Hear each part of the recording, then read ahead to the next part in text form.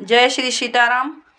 हमारे घर देखिए तिवारी जी सब्जी ले आए हैं और छोटे से परिवार के लिए छोटे छोटे हाँ आलू हमने धुल डाला है, गाजर हमने धुल डाला है, मरचा टमाटर हमने धुल डाला है, शक्करकंदी हमने भूज के आधी खा डाली है, मूंगफली हमने आधी खा डाली है, मटर हमने छील के रख दिया। बहुत कामकाजी हूँ मैं, बहुत एक नंबर मेरा काम रहता है।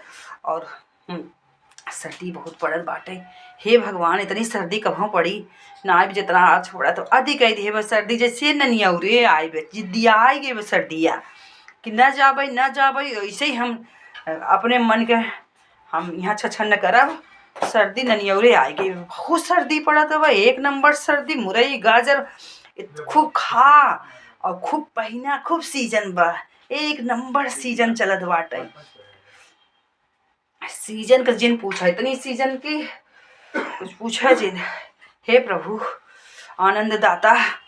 हाँ यही गर्मियों में सब्जियाँ मिलत ना है, जोन मिलत तब नहीं कौन अच्छी होता है। गर्मी की सब्जी सर्दी में खूब खा, खूब पहना, खूब ओढ़ा, खूब अच्छे से रहा। चलता ही गोभी पराठा बनाओ, गाजर का हलवा बना चुकी है, निमोना बनाओ।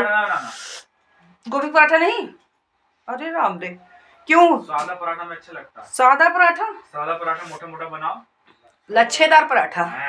अरे बाप रे।